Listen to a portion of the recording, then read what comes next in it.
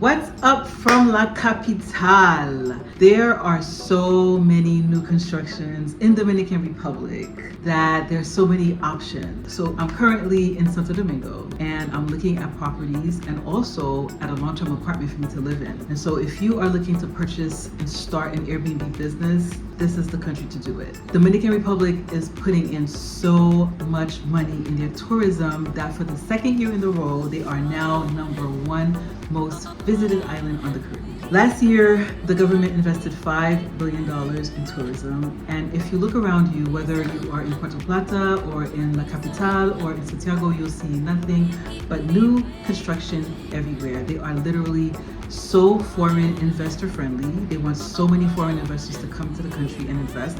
And they're also building properties specifically for Airbnb hosts. So let me give you a few stats about Dominican Republic and Santo Domingo, and we're also going to discuss the best neighborhoods to start an Airbnb business in La Capitale. Santo Domingo is known for medical tourism, and also a lot of corporate clients come here. So if you want to start an Airbnb business here, you want to focus a niche on the women who fly out here to get plastic surgery, such as BBL and tummy tucks, or business people who come here just for business, and they need a place to stay. So La Capitale has about 5,000 Airbnbs, but there are 650,000 people that visit Santo Domingo every single year. In total, there are 6 million tourists that visit the whole entire country, and out of that, 10% stay in La Capitale. So what that means is there's only 5,000 Airbnbs and there's 650,000 visitors. There's not enough Airbnbs for visitors. So this is the best time for you to start an Airbnb business. And so what I'm gonna do is I'm gonna walk through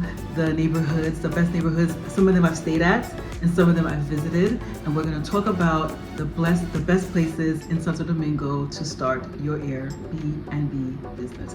Follow me on my entrepreneurship Instagram page. It's called Martine LaCroix, where I talk everything Airbnb. My name is Martine LaCroix. I made 7 figures in New York City on Airbnb, and I want to share with you everything that I've learned in the past decade. So please follow my page and also subscribe to my channel. Hola from La Capitale. I am currently apartment hunting in Santo Domingo so I can find a place to stay for the next year, and I wanted to share with you the best neighborhoods in Santo Domingo. So in case you're coming to stay or visit Dominican Republic, you will know where to look at. First of all, my very first and favorite neighborhood is La Zona Colonial, known as La Zona. It is also known as Old Santo Domingo. It is a very special place for Dominicans and all over the world because it has so much history. It's a World UNESCO Heritage Site. It cannot be, I made a video about it. It cannot, not everything has to stay intact. Nothing can be changed. It's a world landmark.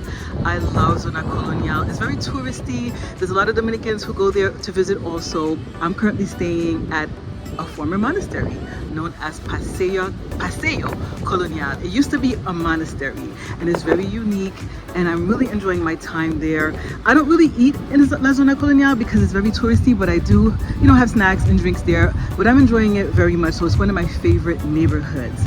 My next favorite neighborhood, I spent a long time there, about 2 weeks there. The most I ever spent was a month, which is where I'm at right now, Zona Colonial. I spent 2 weeks in Vista. Vista is incredibly upscale. It's a really cool neighborhood. It has a Starbucks. Do you know how hard it is to find a Starbucks here?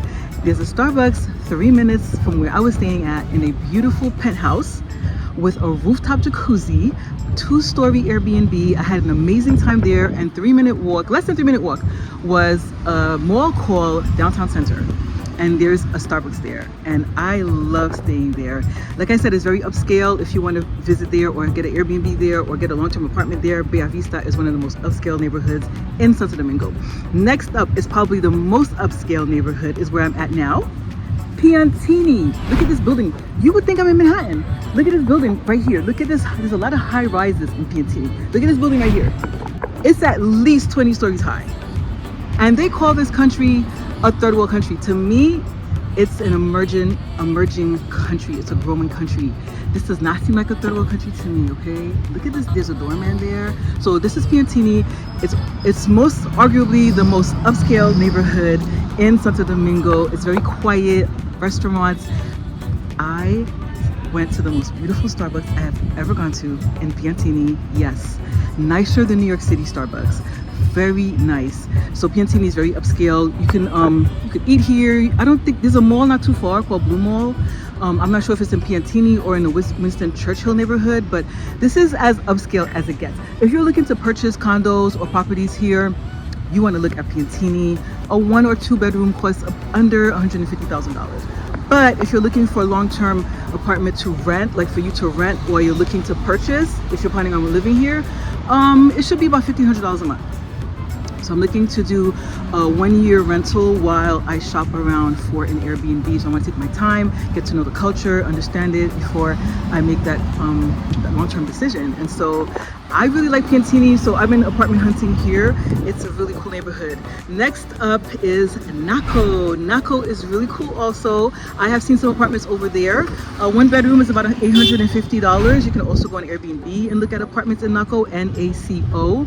But it's best for you to just come and look around in person because a lot of the stuff is not online. Naco is very upscale. It's not as upscale as Piantini, but it's pretty cool.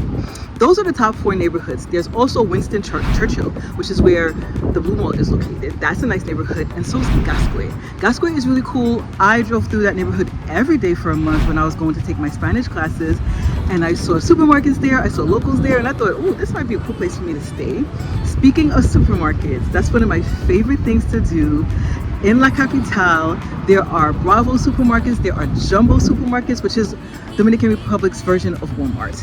There are, by me, is Supermercado Nacional. There's the favorite of Dominicans, La Sirena. It's not that expensive. I don't think La Sirena is that expensive. And Jumbo, I've been to Jumbo a few times. It's massive. And I love to go to supermarkets and people watch and see what Dominicans are doing, what they're buying. If you follow me on IG, you will know that's one of my favorite things to do is to go to the local supermarket and, you know, just enjoy Dominican culture because everybody goes to the supermarket here.